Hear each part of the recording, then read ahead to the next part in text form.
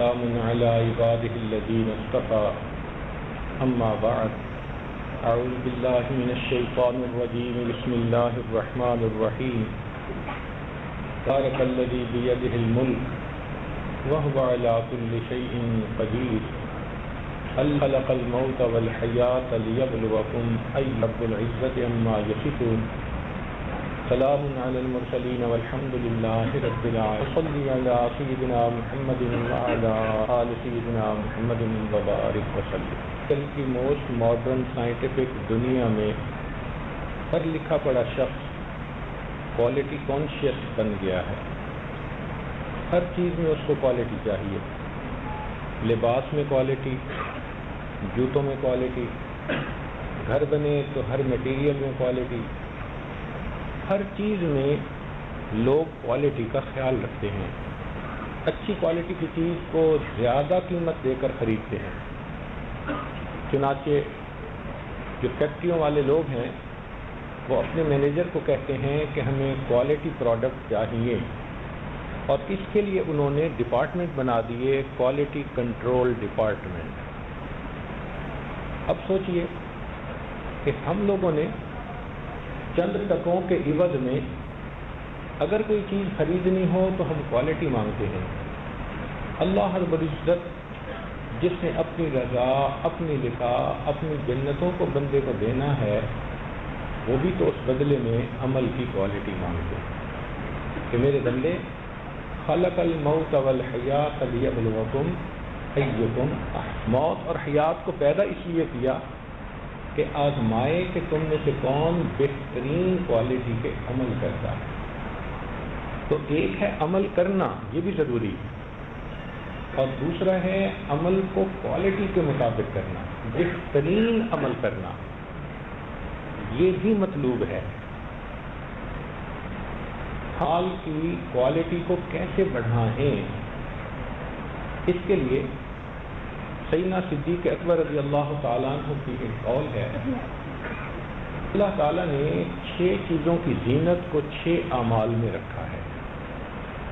سب سے پہلے کہ نعمت کی زینت شکر ادا کرنے میں ہے. جس شخص نے نعمت کا شکر ادا کر دیا اس نے اپنے عمل کو مزین کر لیا. ہمارے اوپر اللہ رب العزت کی بے انتہا نعمتیں ہیں. وَإِن تَعُدُّوا نِعْمَتَ اللَّهِ لَا تُحْصُوهَا. اگر تم اللہ کی نعمتوں کو شمار کرنا چاہو تم اس سے اندازہ لگائیے کہ انسان کے اندر دماغ سے جو پیغامات سب اعضاء میں جاتے ہیں اس وائرنگ کو نرو سسٹم کہتے ہیں. اتنی نروز ایک بندے کے اندر استعمال ہوئی ہیں. بک آف میڈیسن میں یہ لکھا ہے کہ اگر بندے کی ایک نرو کو دوسرے سے جدا کر کے سب کو آپس میں گانٹھ باندھیں تو اتنی ہیں کہ 2 مرتبہ ایکویٹر کے گرد چکر لگ سکتا ہے. پوری دنیا کا 2 مرتبہ چکر لگ سکتا ہے. اتنی نروز ایک بندے میں استعمال.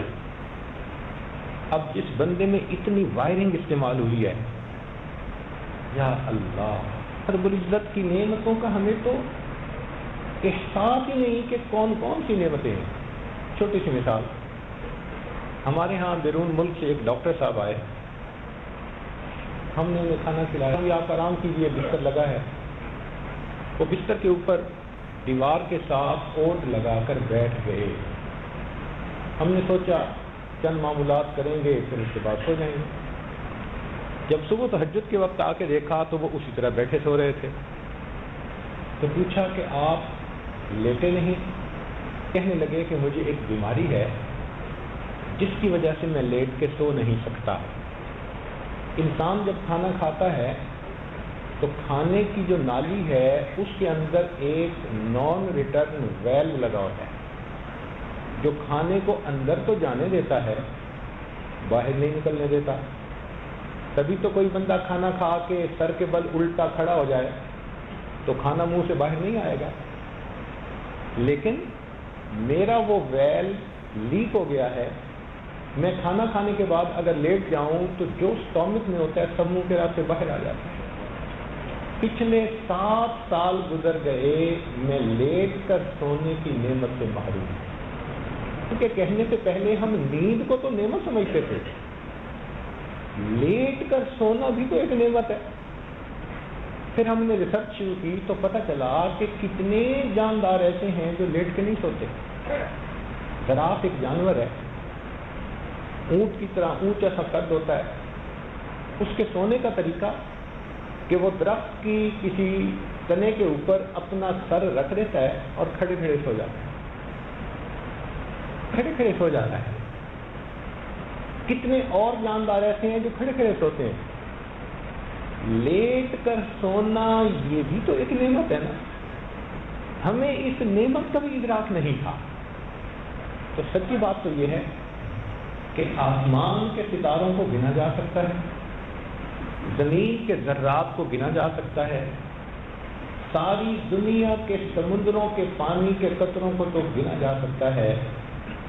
اللہ رب العزت کی نعمتوں کو گنا نہیں جا سکتا، اس لیے کہ پروردگار عالم نے فرما دیا وَإِن تَعُدُّوا نِعْمَةَ اللَّهِ لَا تُحْصُوهَا. اتنی نعمتیں ہیں تم انہیں گن بھی نہیں سکتے. تو ان گنت نعمتیں اللہ تعالیٰ نے عطا فرمائی. اب حق بنتا ہے کہ ہم ان نعمتوں کا شکر ادا کریں. نعمتوں کا شکر ادا کرنا کیا ہوتا ہے کہ انسان ایک تو زبان سے اللہ رب العزت کی تعریف کرے. آج کوئی بندہ کوک اور پیپسی کی بوتل پیش کر دے تو اس کو بھی تھینک یو کہہ دیتے ہیں. اور جس پروردگار نے پیدا کیا، جس پروردگار نے دسترخوان پر اتنی نعمتیں بخشی، پورا کھانا کھا لیتے ہیں، کھانے کی دعا پڑھنی ہمیں یاد نہیں ہوتی. تو ہم نے اللہ کا کیا شکر ادا کیا؟ سوچنے کی بات ہے نا. اللہ اکبر کبیرہ. تو ایک ہے زبان سے اللہ کی تعریفیں کرنا. الحمدللہ جس نے کہہ دیا گویا اس نے نعمت کا شکر ادا کر دیا. لیکن دیکھا یہ ہے کہ زبان سے بھی تعریف کرنا مشکل ہوتا ہے. ایک صاحب کو ہم جانتے ہیں، ان کو اللہ نے اتنا اچھا کاروبار دیا کہ اگر وہ اپنے علاوہ 40 فیملیز کو سپورٹ کرنا چاہیں تو آسانی کے ساتھ کر سکتے ہیں. اتنا کھلا رزق اللہ نے دیا. ایک موقع پر اس حاجی نے پوچھا سنا ہے کام کیسا ہے؟ کہنے لگے بس گزارا ہے. سن کے اتنی حیرت ہوئی کہ یا اللہ، جس شخص کا رزق اتنا کھلا کہ یہ 40 فیملیز کو سپورٹ کر سکتا ہے، کیوں اس کی زبان سے تعریف ادا نہیں ہوتی؟ حق تو یہ بنتا ہے کہ وہ یوں کہتے میں اپنے اللہ کے قربان جاؤں، اس نے مجھے میری اوقات سے بہت بڑھ کر عطا کیا ہے.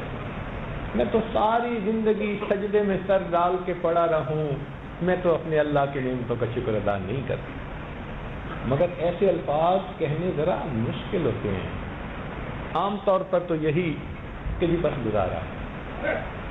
تو نعمتوں کا شکر ادا کرنا ہمیں چاہیے کہ جب ہمارے سامنے اللہ رب العزت کا تذکرہ ہو تو خوب تعریف کریں اللہ کی، جی بھر کے تعریف کریں.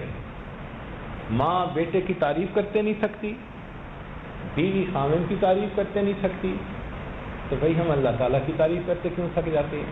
ہمیں خوب تعریف کرنی چاہیے. عام طور پر دیکھا کہ انسان کی فطرت یہ ہے کہ کوئی اچھا کام ہو تو کریڈٹ خود لیتا ہے اور غلطی ہو تو دوسرے کے سر پہ تھوپ دیتا ہے. مثال کے طور پہ ایک صاحب انٹرویو دینے کے لیے گئے اور انٹرویو میں کامیاب ہو گئے. آپ پوچھیں بھی کیا بنا؟ وہ جی اس نے یہ سوال پوچھا تو میں نے یہ جواب دیا، اس نے یہ کہا تو میں نے سوچ کے یہ کہا. اب میں ہر جواب میں نے یہ کیا، میں نے یہ کیا، تو کریڈٹ خود لے رہا ہے. اور اگر یہی نوجوان ریجیکٹ ہو کر آ گیا، پوچھے بھائی کیا بنا؟ کہے گا جی اللہ کی مرضی. بھائی جب نوکری ملی تھی تب اللہ کی مرضی نہیں تھی؟ اس وقت کیوں اللہ کا نام یاد نہیں آیا؟ تو سچی بات ہے کہ نعمتیں تو ہم لینا چاہتے ہیں لیکن ان کا شکر ادا کرنا ہمیں نہیں آتا، تو یہ بھی ہمیں سیکھنا چاہیے۔ ابن عطاء اللہ اسکندری رحمۃ اللہ علیہ، انہوں نے بہت حکمت بھری باتیں لکھی ہیں الحکم کے نام سے۔ یوں لگتا ہے کہ گویا اس امت کے وہ لقمان حکیم تھے۔ وہ ایک جگہ فرماتے ہیں فَلَّمْ يَشْكُرِ النِّعَمَ فَقَدْ تَعَرَّضَ لِزَوَالِهَا، جو شخص نعمت کا شکر ادا نہیں کرتا وہ اس نعمت کو واپس لے جانے کے لیے پیش کر دیتا ہے، اللہ اس کو لے لیجئے، مجھے نہیں چاہیے، I don't need it۔ مَن لَّمْ يَشْكُرِ النِّعَمَ فَقَدْ تَعَرَّضَ لِزَوَالِهَا وَمَن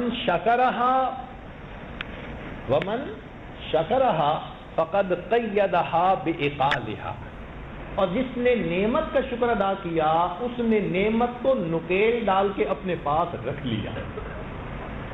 تو جو شخص نعمت کا شکر ادا نہیں کرتا وہ نعمت کو واپس جانے کے لیے پیش کر دیتا ہے، اور جو نعمت کا شکر ادا کرتا ہے وہ اس کو نکیل ڈال کر اپنے پاس رکھ لیتا ہے۔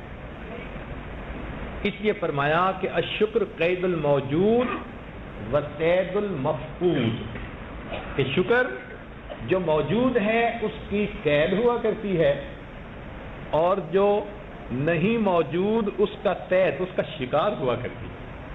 شکر ادا کرنے والے کو اللہ تعالیٰ اپنی نعمتوں سے بہت زیادہ نوازتے ہیں، تو ہمیں نعمتوں کا شکر ادا کرنا چاہیے۔ گھر پہ نظر پڑے الحمدللہ، بیوی بچوں پہ نظر پڑے الحمدللہ، کام کاروبار پہ نظر پڑے الحمدللہ، آئینہ دیکھیں الحمدللہ۔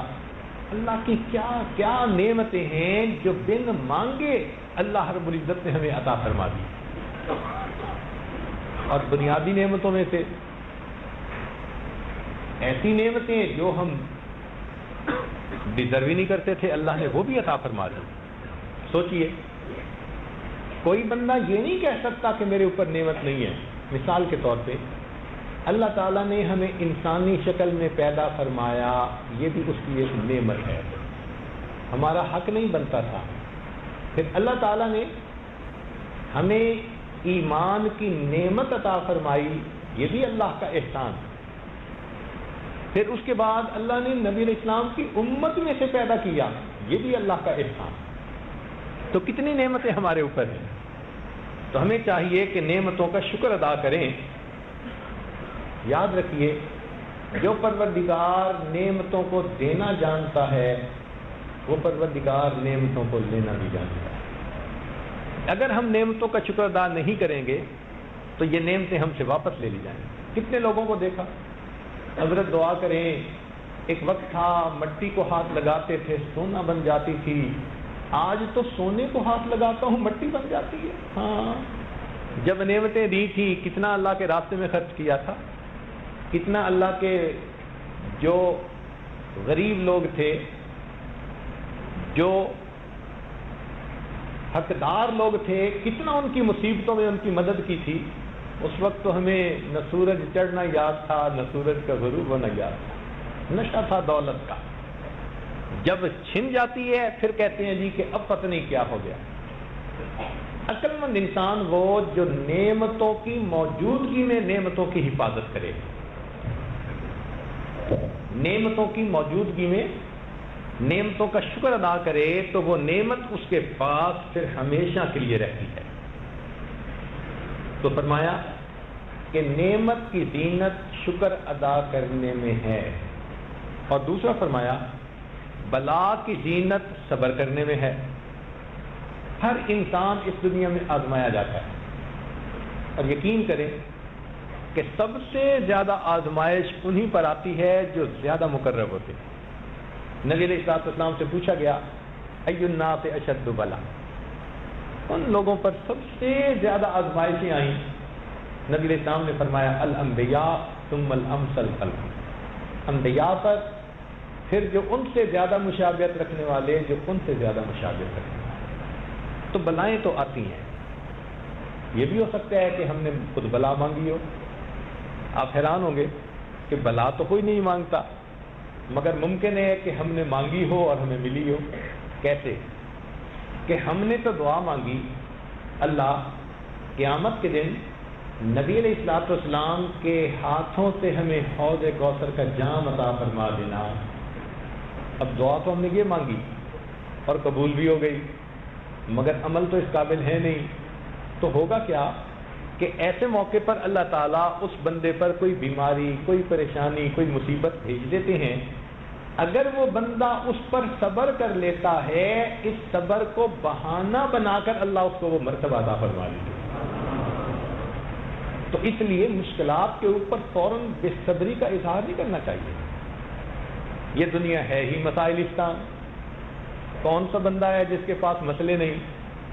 دری دنیا کسیب غم نہ باشد اگر باشد بنی آدم نہ باشد. اس دنیا میں کوئی بے غم نہیں، اگر کوئی ہے تو پھر وہ بنی آدم نہیں ہے.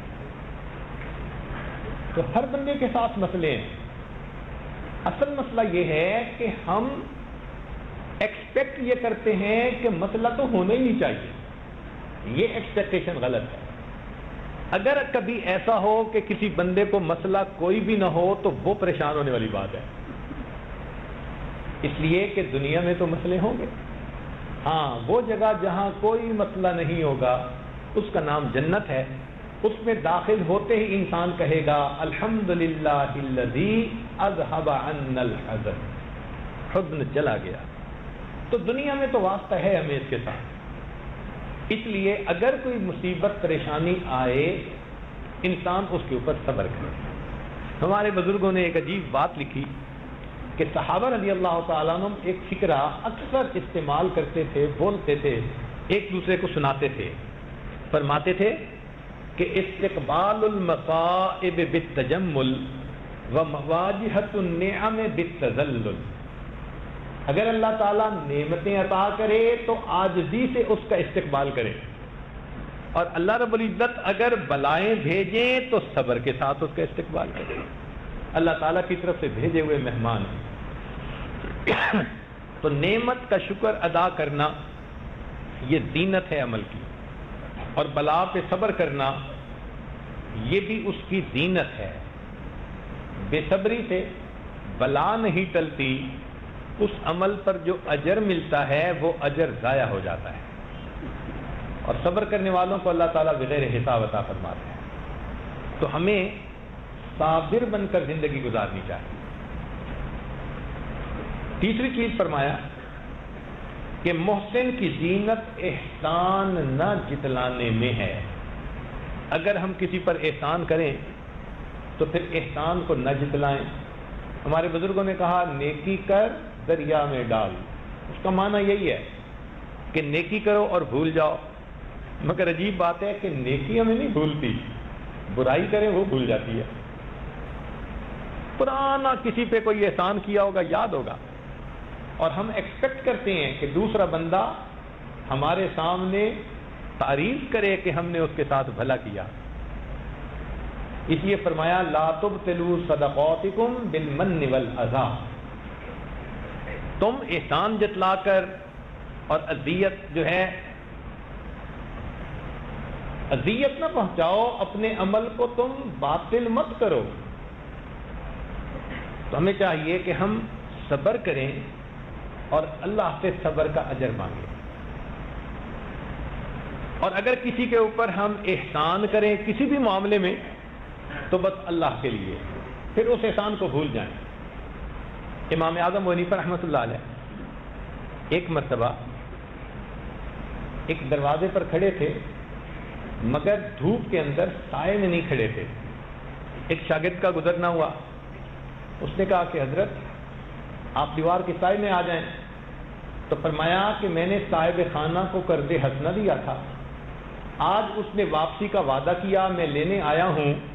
اب میں اس کی دیوار کے سائے میں کھڑا ہو کر اتنا فائدہ بھی اٹھانا پسند نہیں کرتا. اتنا بے غرض ہو کر اللہ کے لیے وہ عمل کیا کرتے. صحابہ لانم عمل کو چھپاتے تھے. چنانچہ اگر کسی بندے کو دیکھتے کہ اس کی ہمیں مدد کرنی ہے تو چیزیں خرید کر رات کے وقت ان کے دروازے کو کھول کر اندر وہ گٹھڑی ڈال دیتے تھے اور بتا دیتے تھے پیغام کہ یہ آپ کے لیے ہے، اس کو یہ نہیں پتا چلتا تھا کہ یہ رکھنے والا دینے والا کون ہے۔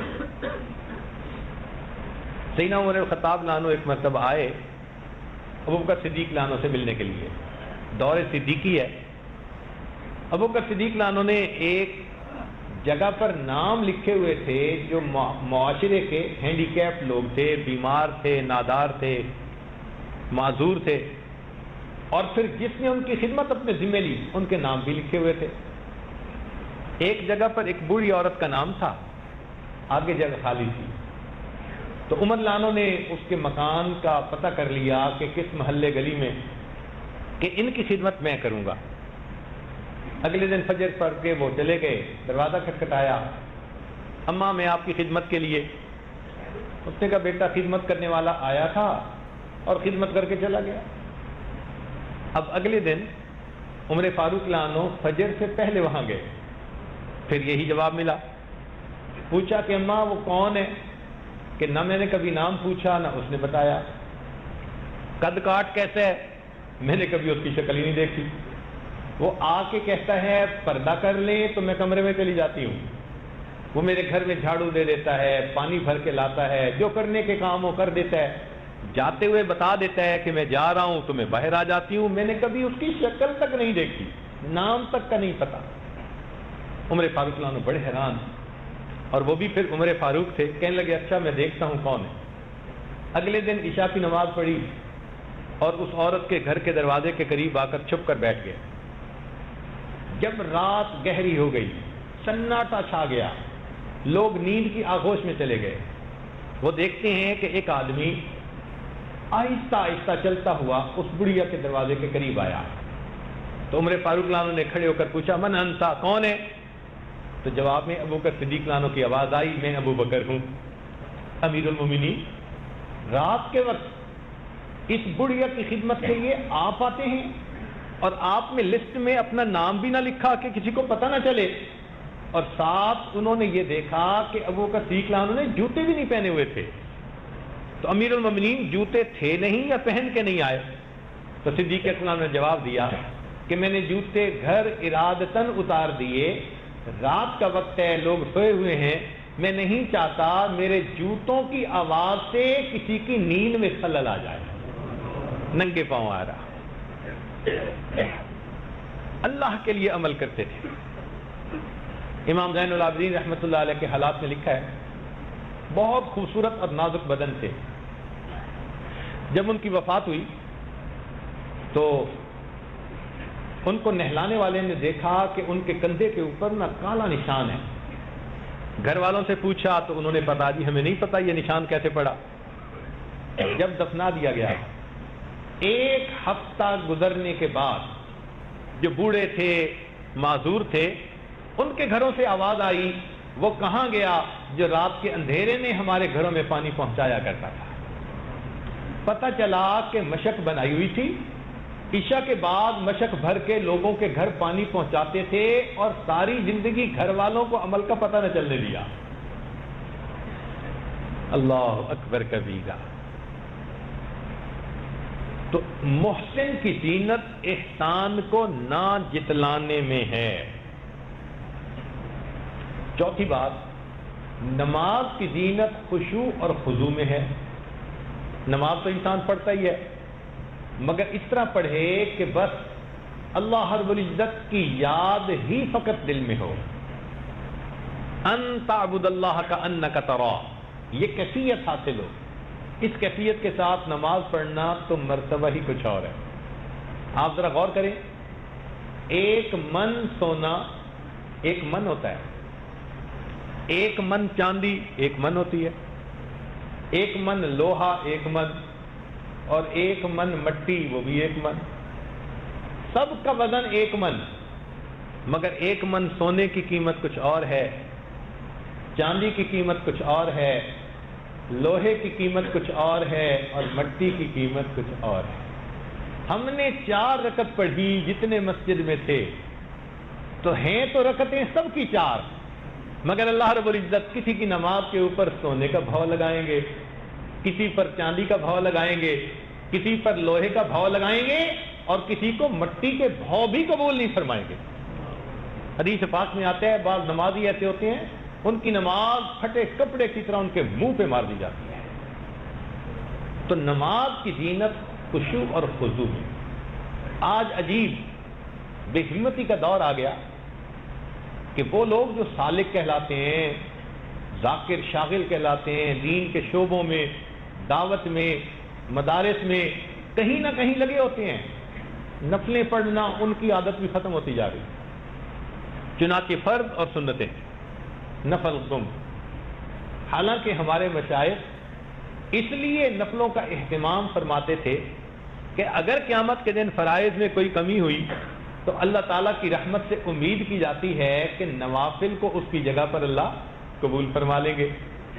تو نفل چھوڑنے نہیں چاہیے، ضرور پڑھنے چاہیے، اس نیت کے ساتھ کہ میں 2 سجدے کر لوں. معلوم نہیں کس جگہ کا کیا ہوا سجدہ میرے اللہ کو پسند آ جائے، میں نہیں جانتا. اس لیے نوافل کا اہتمام کرنا چاہیے.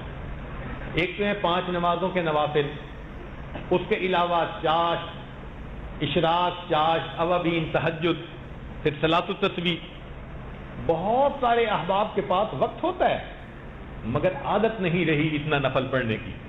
بدن کو اس کا عادی بنائیے. ہمارے اکابر نفلیں پڑھنے کے بہانے ڈھونڈتے تھے. ابھی وضو کیا، جی میں تحیۃ الوضو پڑھ رہا ہوں. مسجد میں قدم رکھا، جی میں تحیۃ المسجد پڑھ رہا ہوں.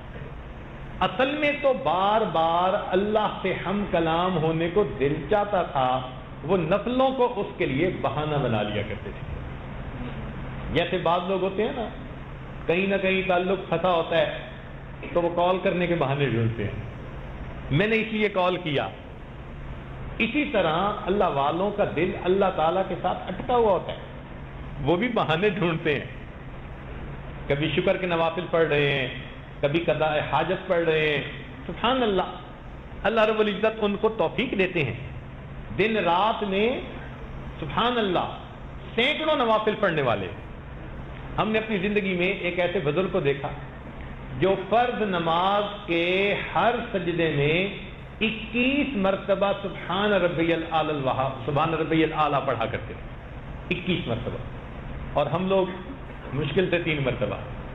کبھی 3 سے زیادہ پڑھنے کا بھی خیال آیا. آج چھٹی ہے، فرصت ہے، جلد بازی بھی کوئی نہیں، کیوں نہ میں سجدے میں ذرا زیادہ اللہ کی تعریف کروں، اپنے اللہ کے گن گاؤں. ہمارا وہ جذبہ نہیں ہوتا، اس لیے بس 3 دفعہ پڑھا اور اللہ اللہ خیر کرے. تو محبت کا اظہار کریں، اللہ تعالیٰ بندے سے خوش ہوتے ہیں. نوافل بھی پڑھیں، لیکن نماز پڑھتے وقت ادھر ادھر سے توجہ بالکل ہٹ کٹ جائے اور ایک اللہ رب العزت کی طرف توجہ مرکوز ہو جائے. آج ہماری نمازوں کا حال اس طرح کا ہے کہ جیسے جہاز اڑتے ہیں نا، تو ایک صاحب سیٹ پر بیٹھے ہوئے ہیں اور نیند آ گئی اور اونگ رہے ہیں. جب منزل پر پہنچے اور ہوائی جہاز نے نیچے رن وے پر پہیے لگائے تو جھٹکے سے آنکھ کھلتی ہے، اچھا آ گیا، منزل آ گئی. بالکل یہی کیفیت نماز پڑھنے والے کی. اللہ اکبر، اب اس کے بعد بس جھوم رہے ہیں.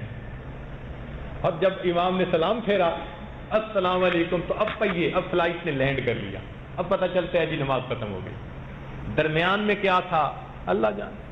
حدیث پاک میں آتے ہیں قرب قیامت کی نشانی سب سے پہلے نماز کے خشوع کو اٹھایا جائے گا. تم دیکھو گے کہ مسجد لوگوں سے بھری ہوئی ہوگی، ان کے دل اللہ کی یاد سے خالی ہوں. آج کے دور میں اس جنس کی بہت کمی ہے، اور جو چیز کم ہو جائے خریدار اس کو زیادہ قیمت دے کے خریدا کرتے ہیں. تو آج کے دور میں جو بنا سنوار کے نماز پڑھنے کی کوشش کرے گا تو ریٹ بھی بہت اونچا لگے گا، اللہ کے ہاں انعام بھی بڑا ملے گا. چنانچہ حضرت مولانا فضل الرحمان گنج مراد آبادی رحمۃ اللہ علیہ، ان کو ملنے کے لیے حضرت اقدس تھانوی رحمۃ اللہ علیہ گئے. عمر چھوٹی تھی، پڑھ کے فارغ ہوئے تھے. تو انہوں نے فرمایا کہ اشرف علی، جب میں سجدہ کرتا ہوں مجھے یوں محسوس ہوتا ہے کہ جیسے پروردگار کے میرے رخسار کا بوسہ لے لیا. حضرت مولانا یحییٰ رحمۃ اللہ علیہ لمبا سجدہ کرتے. کسی نے پوچھا حضرت اتنا لمبا سجدہ؟ فرمایا ہاں، یوں محسوس ہوتا ہے جیسے میں نے قدموں پہ سر رکھ دیا، اب میرا سر اٹھانے کو جی نہیں چاہتا۔ حضرت حاجی امداد اللہ مہاجر مکی رحمۃ اللہ علیہ کے سامنے 2-3 نوجوان بیٹھے تھے، انہوں نے حور قصور جنت کی باتیں شروع کر دی۔ حضرت سنتے رہے، آخر پر فرمایا کہ اگر اللہ تعالیٰ نے قیامت کے دن مجھ پر اپنی مہربانی کر دی تو میں اتنا عرض کروں گا، اللہ اپنے عرش کے نیچے مصلی کی جگہ عطا فرما دی۔ شیخ عبد الواحد رحمۃ اللہ علیہ کے سامنے تذکرہ ہوا کہ جنت میں نماز نہیں ہوگی تو آنکھوں میں آنسو آ گئے اور کہنے لگے اگر نماز نہیں ہوگی تو پھر جنت جانے کا مزہ ہی کیا آئے گا۔ وہ حضرات نماز کو انجوائے کرتے تھے۔ یہ خشوع خضوع اللہ سے مانگیں اور اس کی کوشش بھی کریں۔ ہم سمجھتے ہیں کہ شاید بس ہم نے اللہ اکبر کہا تو بڑی توجہ بن جائے گی، نہیں، نماز کی توجہ خارج نماز میں بنانی پڑتی ہے۔ توجہ فرمائیے گا، نماز کی توجہ خارج نماز میں بنانی پڑتی ہے، پریکٹس پڑھنی پڑتی ہے، تب جا کر نماز کے اندر انسان کو توجہ مرکوز رکھنے کا ملکہ پیدا ہوتا ہے۔ اس کی مثال یوں سمجھیں، ایک آدمی نے اگر باکسنگ کا مقابلہ کرنا ہے تو آپ دیکھیں گے کہ کبھی تو وہ دوڑ رہا ہے اور کبھی ایک چمڑے کا تکیہ بنا ہوا ہے اس کو مکے لگا رہا ہے، کبھی جاگنگ کر رہا ہے۔ یہ کس لیے؟ یہ رنگ کے اندر پرفارمنس شو کرنے کی تیاری کر رہا ہے۔ جتنا وہ محنت سے تیاری کرے گا، جب رنگ کے اندر جائے گا تو اچھا مقابلہ کرے گا۔ اسی طرح یہ جو ہر وقت توجہ اللہ رکھنا یا ذکر میں مشغول رہنا، یہ نماز کے اندر توجہ رکھنے کی مشق کہلاتی ہے۔ جتنا زیادہ ہم خارج نماز میں مشق کریں گے، جب اللہ اکبر کہیں گے تو مخلوق کی یاد پہ چھری پھیر کے اللہ کی یاد کے ساتھ واقع ہو جائیں گے۔ تو نماز کے اندر خشوع اور خضوع کا پیدا کرنا، یہ نماز کی زینت ہے۔ اللہ سے دعا مانگا کریں۔ اچھا ایک غور کریں، کبھی ہم نے دعا مانگی اللہ ہمیں تسلی کی 2 رکعت پڑھنے کی توفیق دے دیجیے، اے اللہ ہمیں تسلی کی 2 رکعت پڑھنے کی توفیق۔ تسلی کی نماز پڑھنے کا شوق ہی کم ہو گیا۔ شاہ اسماعیل شہید رحمۃ اللہ علیہ سید احمد شہید رحمۃ اللہ علیہ کے پاس بیعت ہونے کے لیے آئے تو سید صاحب نے پوچھا کہ اسماعیل کیسے آئے؟ تو کہا کہ حضرت اس لیے حاضر ہوا ہوں کہ مجھے بھی صحابہ جیسی نماز پڑھنی سکھا دیجیے۔ ہمارے حضرات سیکھا کرتے تھے کہ نماز پڑھی کیسے جاتی ہے۔ سبحان اللہ۔ فرماتے ہیں کہ سید صاحب نے کہا کہ اچھا ذرا چارپائی میری چارپائی کے قریب ڈلوا لینا۔ سو گئے۔ جب تہجد کا وقت ہوا تو پوچھا کہ اسماعیل اٹھ گئے ہو؟ میں نے عرض کیا حضرت آنکھ کھل گئی ہے۔ فرمایا اچھا اٹھو اللہ کے لیے وضو کرو۔ فرماتے ہیں ان کا جو لفظ اللہ کا نکلنا تھا نا زبان سے، میرے تو جیسے رونگٹے کھڑے ہو گئے۔ اور میں نے زندگی میں پہلی مرتبہ وضو کیا کہ ایک ایک عضو کو دھوتے ہوئے، پاک کرتے ہوئے، یعنی پانی بہاتے ہوئے مجھے اللہ کا دھیان حاصل تھا۔ میں مصلی پہ آ گیا، اسماعیل وضو کر لیا؟ جی حضرت کر لیا۔ اچھا اللہ کے لیے 2 رکعت نماز پڑھو۔ پھر جو دوبارہ اللہ کی ضرب لگائی نا تو فرماتے ہیں کہ دل پر ایسا اثر ہوا کہ میں نے ادھر نماز شروع کی، ادھر میری آنکھوں سے آنسو جاری ہوئے۔ میں نے اپنی پوری زندگی میں کبھی ایسی نماز ادا نہیں کی۔ تو نماز پڑھنا سیکھا کرتے تھے۔ تو نماز کی زینت خشوع اور خضوع میں ہے۔ ویڈیو کے نیچے سبسکرائب کے بٹن پہ کلک کریں، بیل کے آئیکن پہ کلک کیجئے تاکہ ہر نئی ویڈیو کی نوٹیفیکیشن آپ کو مل جائے، اور تھمز اپ کا بٹن دبا کر اس ویڈیو کو لائک کریں۔